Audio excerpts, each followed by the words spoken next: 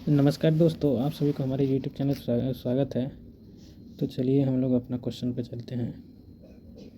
First number question पे चलते हैं।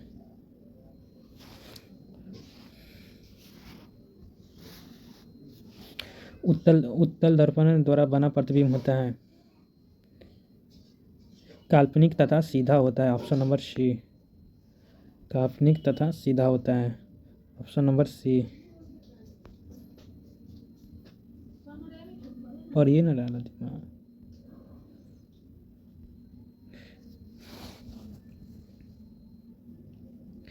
गोली दर्पण की फोकस दूरी उसकी वक्रता त्रिज्या की आधी होती है। Option number A. Option number ए।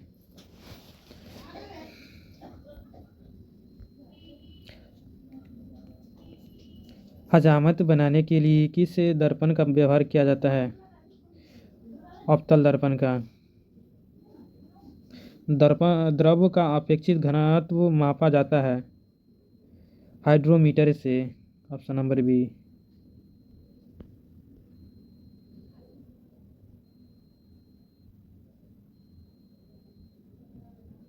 दूध की शुद्धता किस यंत्र से मापी जाती है? ऑप्शन नंबर ए लैक्टोमीटर से। मोटर गाड़ी के चालक के सामने लगा रहता है उत्तल दर्पण। फोटोग्राफी कैमरे का भी दृश्य होता है उत्तल लेंस। Option number B.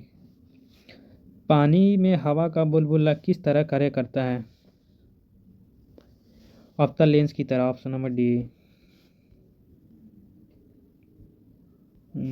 वायुमंडल की आर्द्रता मापी जाती है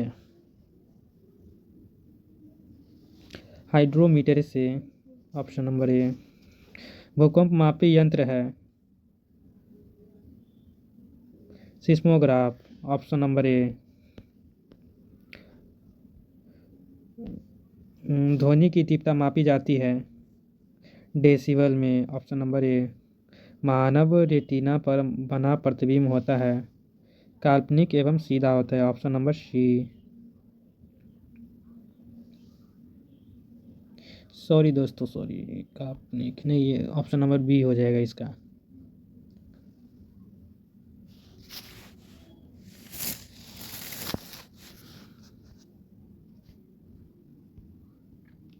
जब कोई वस्तु को दो समांतर समतल दर्पण के बीच रखी जाती है तो बने हुए प्रतिबिंब कहाँ रहता है? ये ऑप्शन नंबर बी अनंत पर।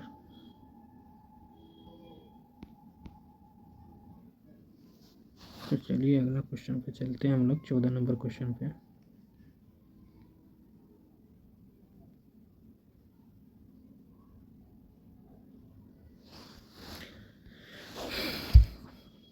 हृदय की गति सुनने के लिए किस यंत्र का प्रयोग किया जाता है? स्टेथोस्कोप। Option number C. वायुमंडलीय दाब की माप की जाती है बैरोमीटर से।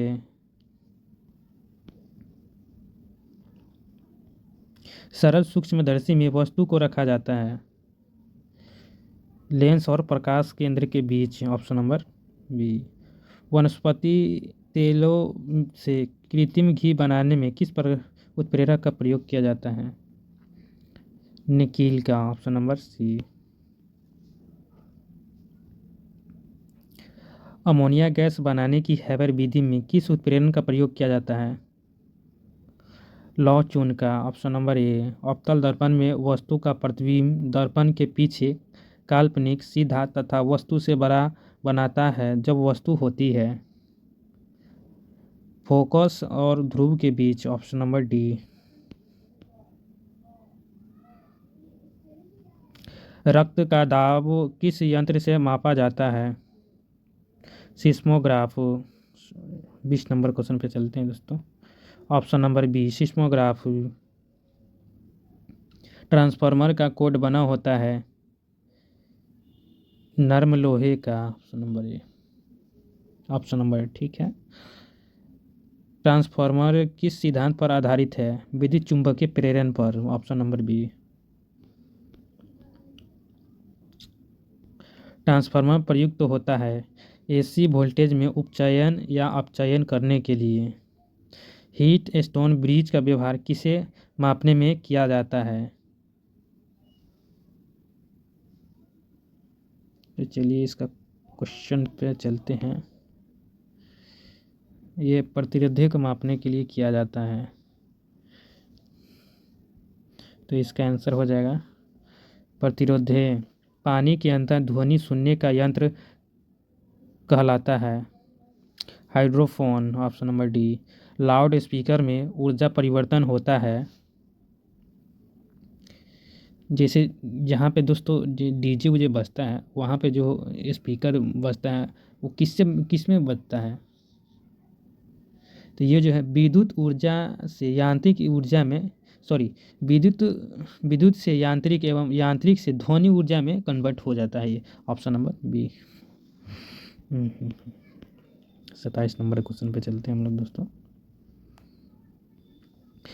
निम्नलिखित में से किस यंत्र में यांत्रिक ऊर्जा वैद्युत ऊर्जा में परिवर्तित होती है? डायनेमो में, ऑप्शन नंबर डी। निम्नलिखित में से कौन सी उपयुक्त वस्तु ऊर्जा को यांत्रिक ऊर्जा में परिवर्तित करता है? विद्युत मोटर,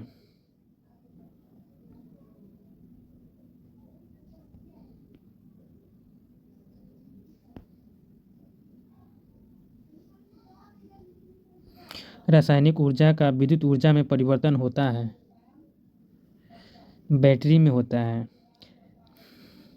रेक्टिफायर का प्रयोग किया जाता है।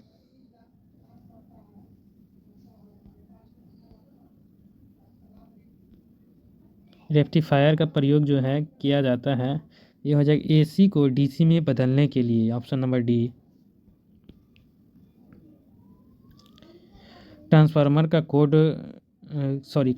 का प्रयोग किया जाता है केवल एसी परिपथ के लिए, ऑप्शन नंबर ए। टेलीफोन लाइन में प्रवाहित ऊर्जा होती है, विद्युत ऊर्जा होती है। टेलीफोन लाइन में जो है प्रवाहित ऊर्जा विद्युत ऊर्जा होती है। 33 नंबर क्वेश्चन पे चलते हैं दोस्तों। शुष्क सेल में किस तरह की ऊर्जा निहित होती है? रासायनिक ऊर्जा। कौन सा यंत्र एसी वोल्टेज को निम्न एसी वोल्टेज में या निम्न एसी वोल्टेज को उच्च एसी वोल्टेज में बदलता है?